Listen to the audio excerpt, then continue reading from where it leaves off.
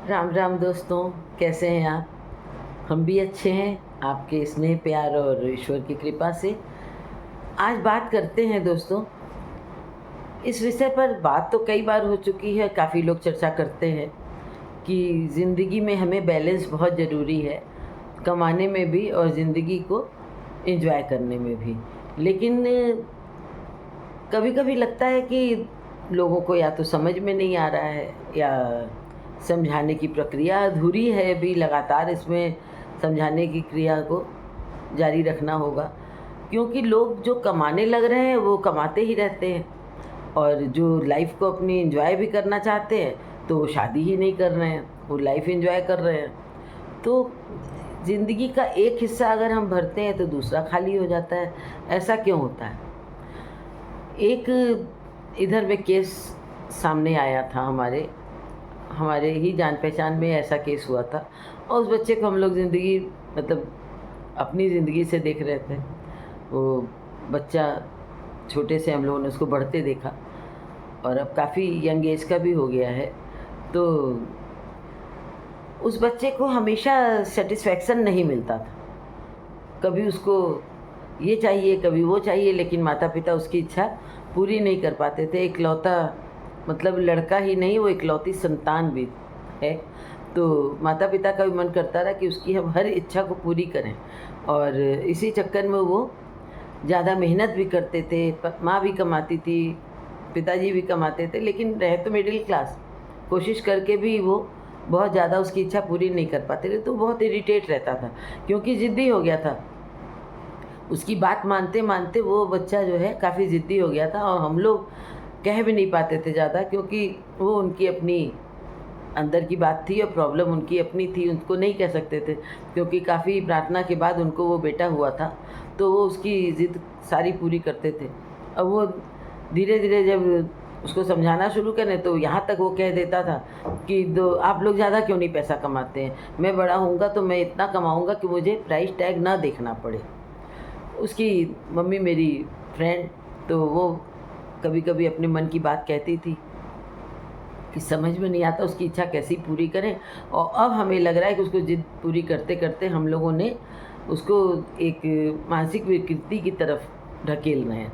वो अब सिर्फ़ पैसा ही पैसा करता है। तो उसको हम लोग कहते रहे कि साइकोलॉजिकली हैंडल करो, लेकिन वो उसके हाथ से बाहर हो गया, और धीरे-धीरे वो अपने को इतना पढ़ाई में उसने डाल दिया कि मैं अपना करियर ऐसा बनाऊँगा कि मैं आप लोगों को भी खूब गिफ्ट दे सकूँ, और अपनी ज़िंदगी में भी मेरे कोई कमी ना रहे। मैं सिर्फ़ मतलब अपनी इच्छा पूरी करना चाहता हूँ। तो वो हर समय पढ़ता और अपने क्लास में टॉप करता, स्कूल में टॉप करता, सब लोग उसकी तारीफ़ भी करते। लेकिन धीरे-धीरे, धीरे-धीरे करते हुए वो सबसे दूर होता चला गया, क्योंकि जब वो पढ़ाई में ही सारा अपना टाइम देता था, तो अपने दोस्तों को टाइम नहीं दे पाता था। बीच में उसके दोस्त भी समझाते थे कि यार कितना पढ़ेगा, अभी तो इस चीज़ में इतना टाइम है, लेकिन तू खाली सिर्फ पढ़ाई कर रहा है। तो कहता नहीं, मुझे परेशान नहीं करो, तुम लोग जाओ। तो वो लोग उसको वार्निंग भी देते थे कि ठीक है फिर अब नहीं आएंगे, तो कहता रहा कोई बात नहीं। उसकी माँ भी समझाती थी, लेकिन नहीं मानता था। धीरे धीरे करके वो बड़ा होता चला गया, और अपने हिसाब से वो सफल होता चला गया। उसने हर जगह टॉप करना ही सीखा, सफलता ही प्राप्त की, और उसकी बहुत अच्छी जॉब भी लग गई, विदेश में सेटल हो गया, तो माता-पिता से भी दूर हो गया। वहीं उसने विदेशी लड़की से शादी भी कर ली, और वो भी कमाता था, वो भी कमाती थी, लेकिन धीरे-धीरे करके उसकी वाइफ़ जो है अनसैटिस्फाइड होने लग गई, क्योंकि वो उसको बिल्कुल वक़्त नहीं देता था। ना वो कोई चीज़ सेलिब्रेट कर पाती थी, और खाली उसका इंतज़ार ही कर पाती थी। और जब वो आता था तो वो उससे झगड़ा भी नहीं कर पाती थी, क्योंकि उसके पास झगड़ा करने का भी टाइम नहीं रहता था, और वो चल देता था। थोड़े दिन में उसकी पत्नी भी उसको छोड़ के चली गई, उसके बच्चे भी उससे नहीं मिलते थे, और उसको इन चीज़ों का एहसास भी नहीं होता था। और धीरे-धीरे वो बिलियंस में कमाई उसकी हो गई, वो उसकी बहुत बड़ी प्रॉपर्टी, और वो अपने आगे किसी को कुछ भी नहीं समझता था। लेकिन एक दिन उसको, भई उम्र है तो सामने आएगी ही आएगी, तो उसको हार्ट अटैक हुआ, जबकि बहुत ज़्यादा उम्र नहीं है उसकी। जब हार्ट अटैक हुआ उसको, तब उसको जैसे झटका लगा कि मुझे अभी भी ये मतलब क्या है? मुझे कितनी उम्र हो गई मेरी जो मुझे ये प्रॉब्लम आई। तो जब उसने रिवर्स में मुड़ के देखा तो उसको लगा ये तो 45 का हो गया और अब तो ज़िंदगी में सेहत सबसे बड़ी चीज़ है। लेकिन मैंने ना तो सेहत पर ध्यान दिया, ना परिवार पे ध्यान दिया और आज मैं हॉस्पिटल में हूँ।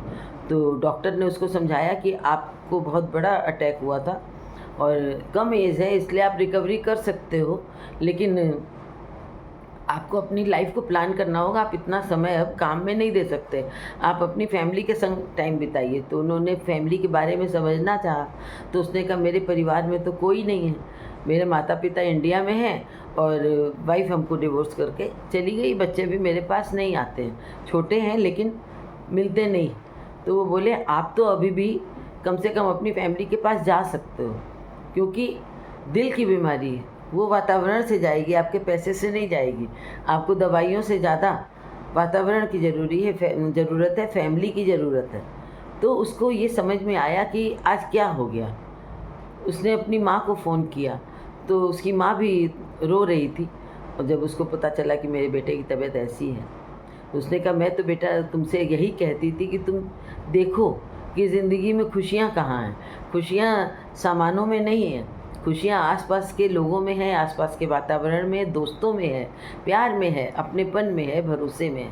लेकिन तुमने मेरी बात नहीं सुनी और उन चीज़ों को तुम अभी वापस, बीत गया है जो वक्त उसको नहीं ला सकते, लेकिन तुम अभी भी अपनी फैमिली के पास जा सकते हो। और वो भी ये सुन के रोने लग गया, बोला कि मैं तो समझा था कि मेरे पास सब कुछ है, लेकिन आज मुझे लग रहा है आज मेरे हाथ से मेरा परिवार फिसलता जा रहा है, जिसकी मुझे ज़रूरत नहीं थी। लेकिन आज लग रहा है कि जो कमाया है मुझे उतनी ज़रूरत नहीं थी, क्योंकि ये तो कई ज़िंदगी के बराबर है। इसमें तो कितने लोग कई ज़िंदगी को बिता सकते हैं, लेकिन मेरे पास मेरे साथ खाना खाने के लिए कोई नहीं है। तो उसकी माँ ने जब उसको बहुत समझाया, फिर उसके बाद उसकी माँ ने उसकी वाइफ़ को फ़ोन किया, तो वाइफ़ तो वैसे भी इमोशनल थी। तो फिर उसके बाद उसकी पत्नी, उसके बच्चे हॉस्पिटल में गए उसके पास और वो काफ़ी उसने सॉरी फ़ील किया, सॉरी बोला भी, लेकिन उन लोगों ने उसको गिल्ट फ़ील नहीं कराया। तो फिर उसके बाद वो लोग सब मिल के एक साथ हैप्पीली रहने लग गए और उसकी अब तबीयत भी काफ़ी रिकवरी हो चुकी है। तो ये जब केस सामने आया तो हमने कहा कि आप लोगों से भी शेयर करें, क्योंकि अभी भी हमारे हाथ में वक्त है, क्योंकि इधर में इतने केसेज ऐसे हुए हैं जिनसे ये समझ में आता है कि ज़िंदगी में किसी चीज़ का भरोसा नहीं है। और हम कल परसों नरसों बरसों का प्लान करते हैं, वो भी ज़रूरी है, लेकिन उसके लिए हम आज को अपने बर्बाद न करें। एक छोटा हिस्सा अपने एंजॉय के लिए ज़रूर खर्चा करें, क्योंकि ज़िंदगी हो सकता है बहुत बड़ी मिली हो, हम नहीं तो मेरा परिवार है। तो अगर ज़िंदगी बड़ी है तो उसका थोड़ा इंतज़ाम तो करना है, अपने लाइफ पार्टनर का इंतज़ाम करना है, बच्चों का करना है, लेकिन आज को भी जीना है, उन्हीं अपनों को वक्त देना है, उनके साथ प्यार से समय बिताना है और ज़िंदगी में रंग भरना है।